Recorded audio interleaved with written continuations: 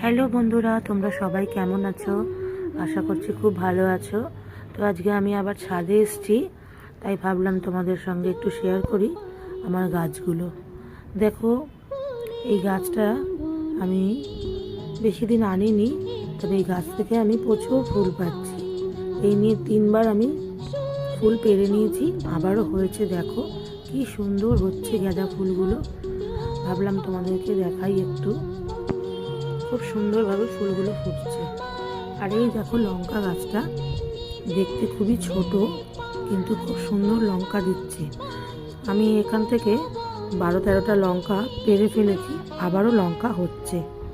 এদিকে হয়েছে, এখানে হয়েছে, এখানে হচ্ছে। এই ছোট গাছটা দেখো, একদম ছোট গাছ, একদমই ছোট। এর থেকেও আমি 5-6টা লঙ্কা পেরে ফেলেছি, আবারও হচ্ছে। এই দেখো, এটা পেঁয়াজ গাছ, পেঁয়াজ কলি হচ্ছে, মানে পেঁয়াজ পাতা হয়েছে। আর এই লঙ্কা গাছটা আমি নতুন লাগিয়েছি, দিন 10 হলো, পাতা বেরিয়ে গেছে। ওই দেখো ছোট্ট একটা, ওই তোমার ওই কী বলে ওগুলোকে, বস্তা টাইপের, ওগুলোর মধ্যে অল্প আমি কুমড়োর দানা দিয়েছিলাম, তাতে কুমড়ো গাছ বেরিয়েছে। আর এটা আমার বেগুন গাছ, ফুল এসেছিল, আমি ফুলগুলোকে ফেলে দিয়েছি, কারণ এত ছোট গাছ তো ফুল দিলে ফল ধরতে পারবে না ভালো মতো। তাই জন্য ভালো করে আগে গাছটা বেড়ে উঠুক, তারপরে ফুল আসলে আর ফেলবো না। এই কুমড়ো গাছটা দেখো কি সুন্দর হয়েছে, পাতাগুলো কি সুন্দর।